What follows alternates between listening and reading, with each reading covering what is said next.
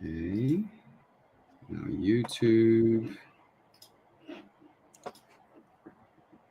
and go live on Insta and go live.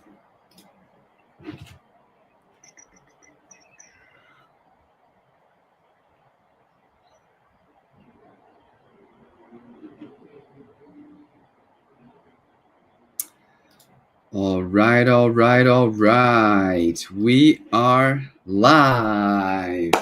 Awesome. How you doing, Pedro? I am good, thank you. And how are you? Doing good. Very excited to answer these questions.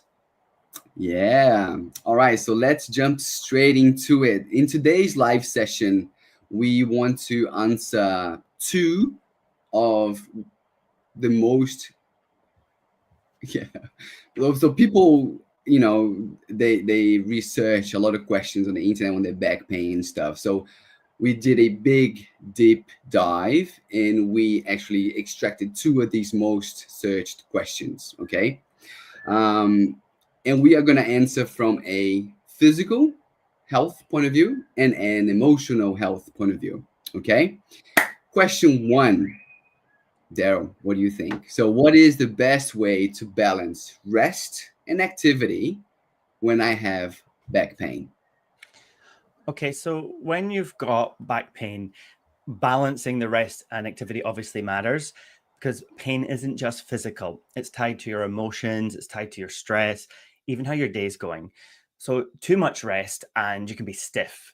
While overdoing activity, you might get a flare up. So getting the balance depends on what you need in that moment. To balance rest and activity when you've got pain, you need to listen to your body for cues. Your body's always dropping hints about what it needs. If it needs rest or activity, it's trying to talk to you. So, one thing you can do is to use pain as a barometer. If your back feels like it's shouting at you, if it's sharp, if it's piercing, it's more likely to be inflammation or strain and telling you to slow down.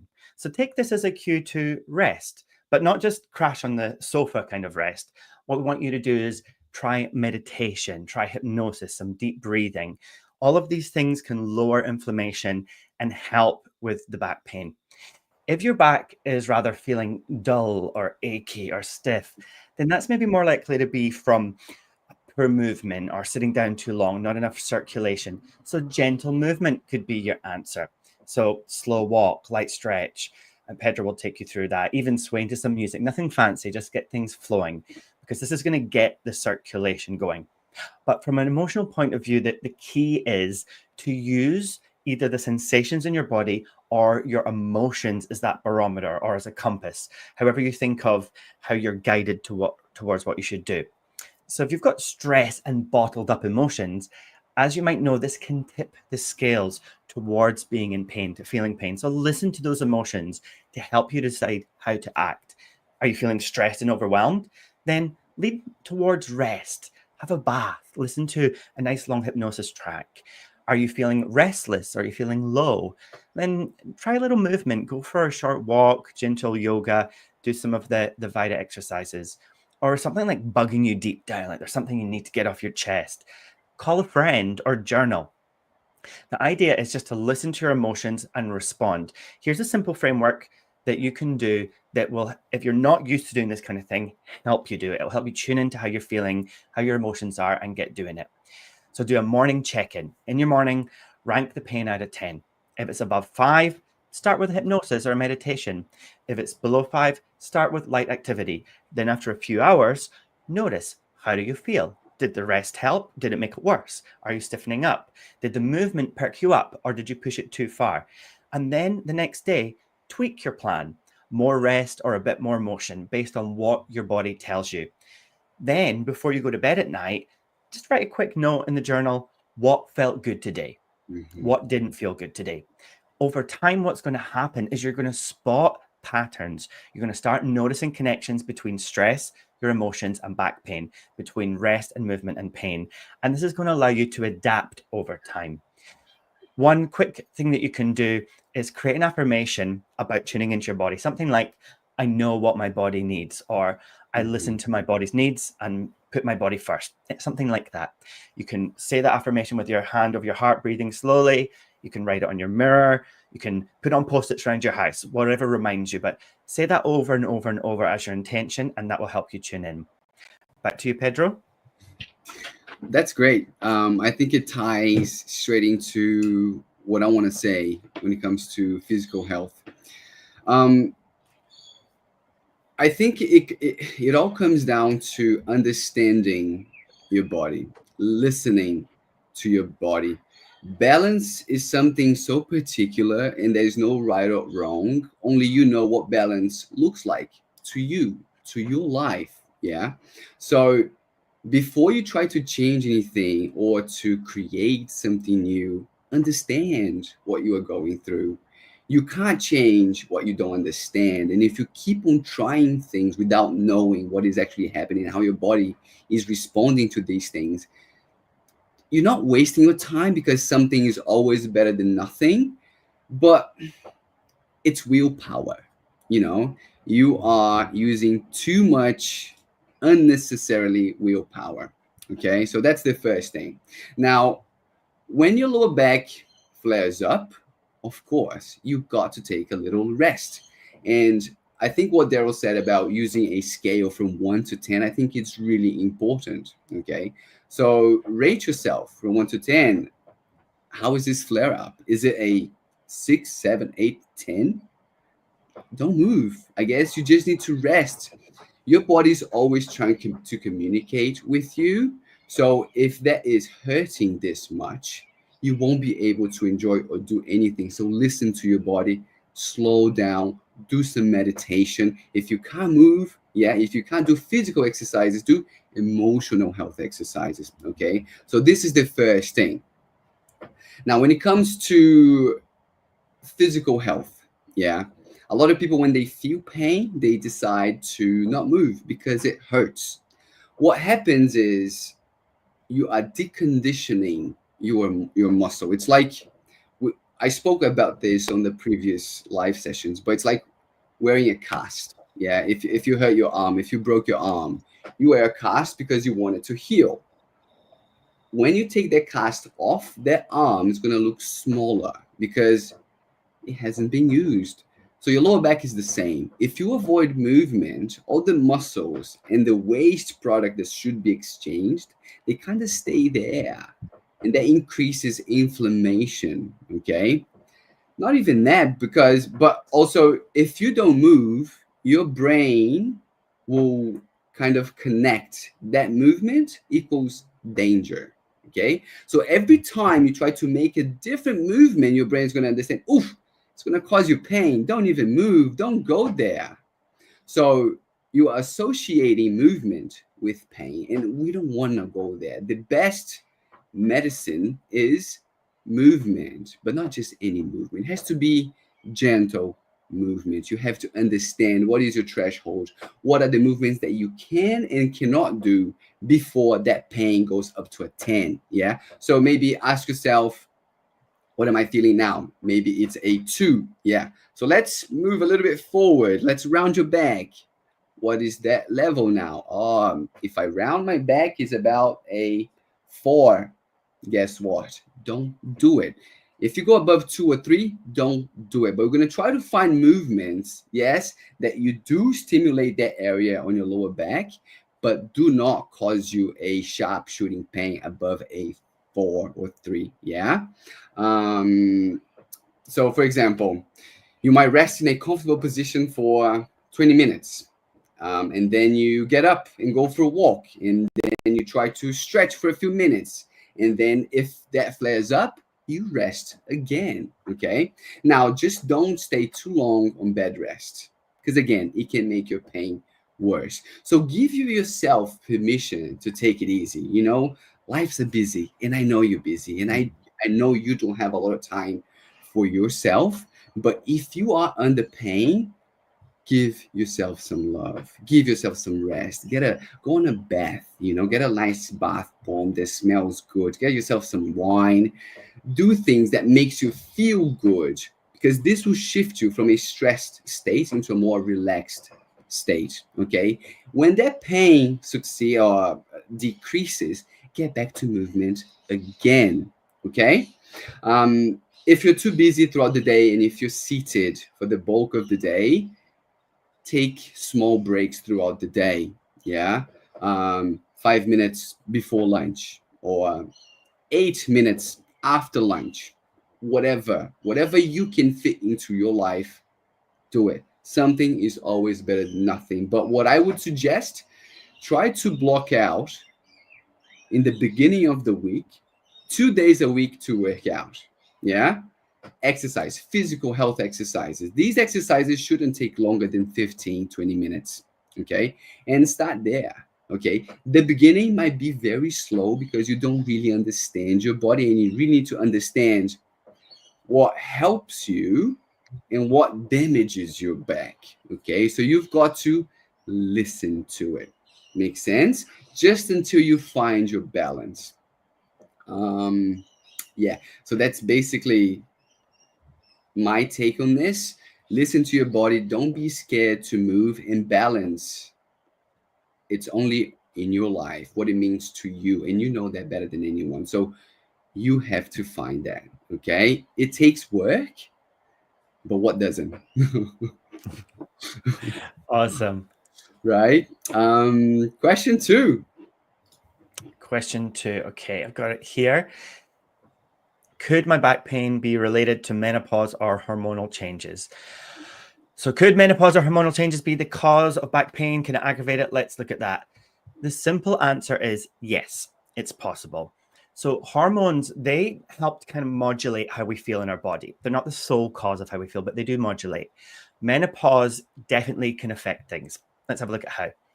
So, estrogen affects more than just our mood, and it causes hot flashes, as we know, and we're going through menopause, and the progesterone and the estrogen are fighting and changing in our brain.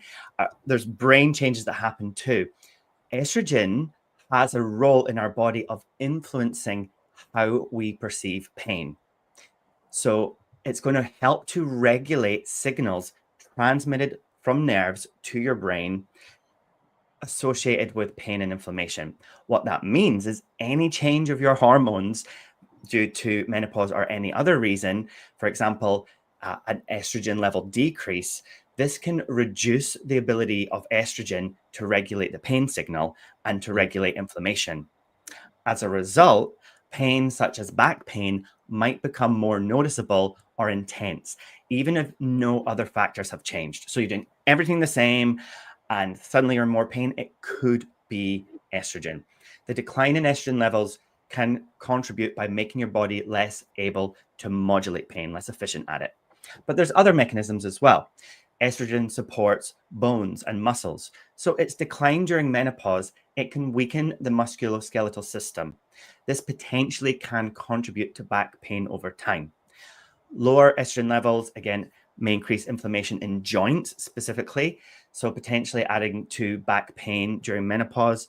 And it can interrupt your sleep when your hormones change, okay?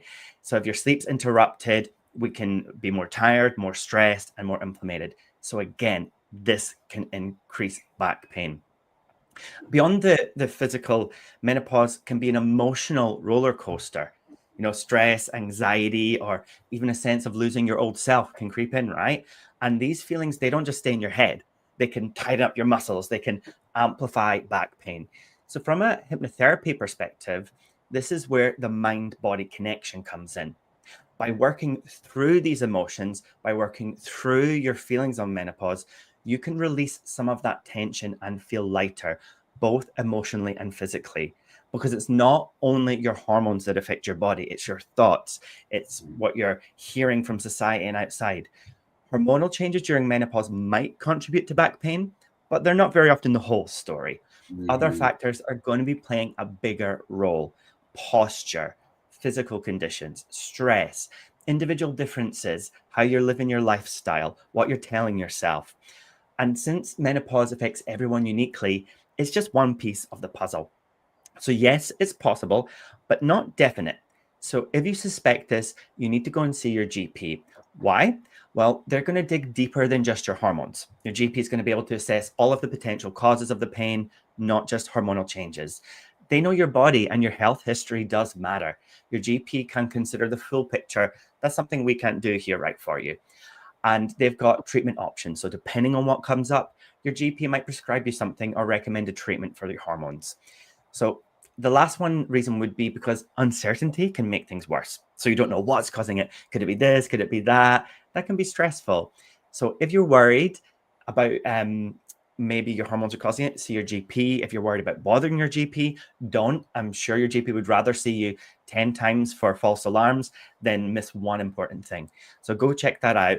And once you've got the all clear, come back and see us anyway, as long as you fit into the categories which we explain on the website, we explain in other videos. You're going to be able to do the stretches and the movements and the exercises anyway.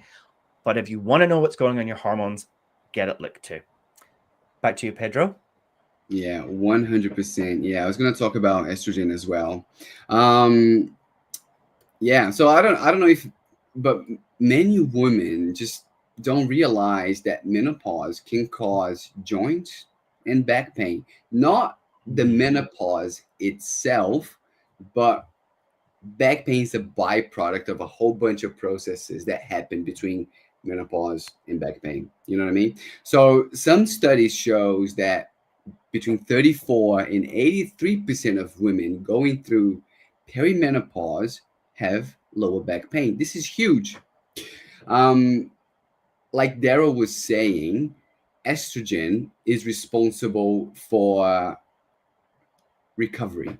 Okay, so progesterone doesn't act as a recovery component as much as estrogen. Yeah, and estrogen is really important for your pain signal. So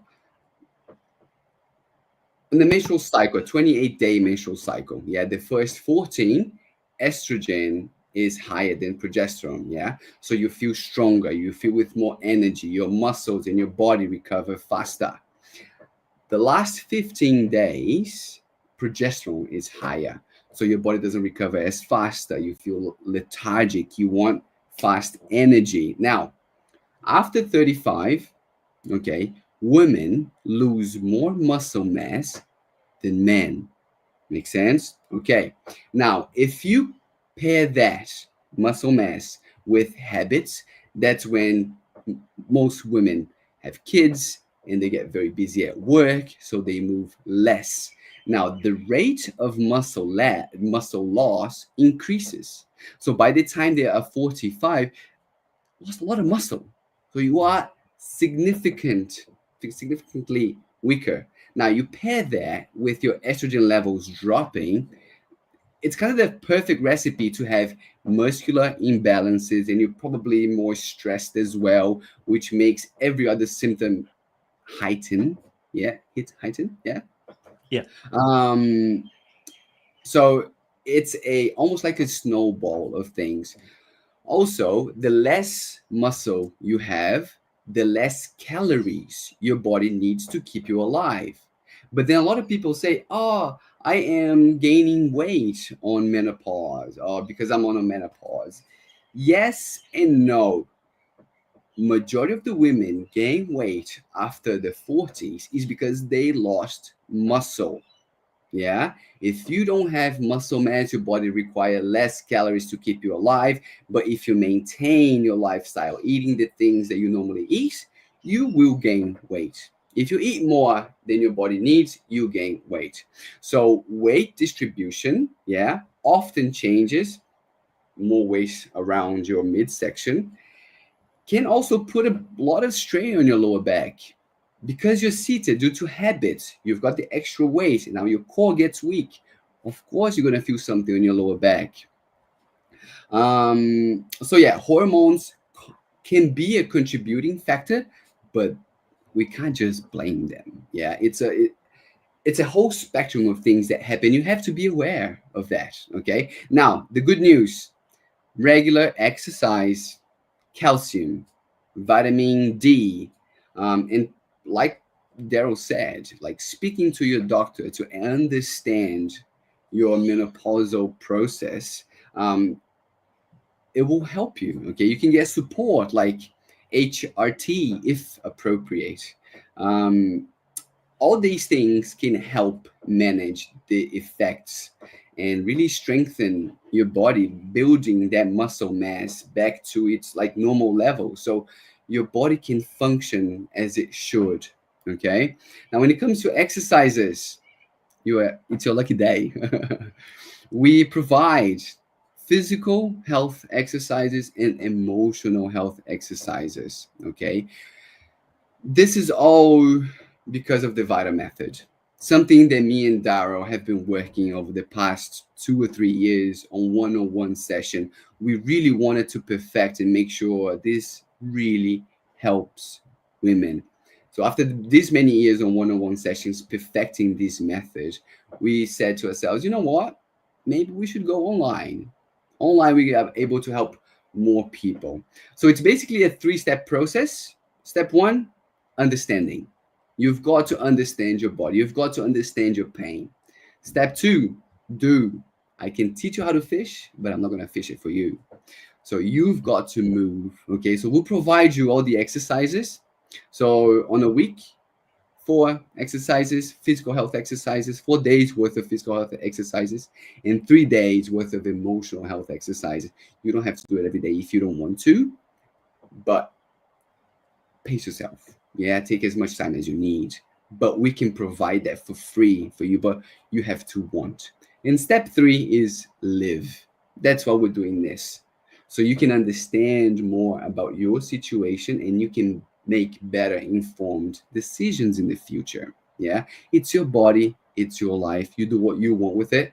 So if you are suffering lower back pain, just don't accept as something that you have to live for the rest of your life, because you don't, unless you want to. Yeah. Yeah, you can see the first link in the comments, and then we can help you do the quiz, because this is not for everyone. Yeah, take the quiz, make sure that the Vita Method can actually help you, and then we go from there. Do you want to add anything, Daryl? Do you want to say something? No, the only other thing I'd say would be if you want to get started, but you want some more info before you do the free program, then when you sign up, you'll get the put the email in. We're going to send you the Vita ebook, and there's some awesome tips and tricks in there as well that you can read through and get a bit more of understanding before you get started. So, yep, that was awesome, Pedro. I feel more confident with my hormones now and exercising. Well, I hope you guys enjoyed this back pain chat. We'll come back next week, next Tuesday, 6 p.m. Sydney. And will it be 8 in New Zealand? No. Oh, we have daylight savings changing, so I'll figure out the New Mm, Zealand time and I'll put a yeah. post in. 6 p.m. Sydney, it'll remain. And then we go from there. See Thank you you guys then. for joining. See you guys later.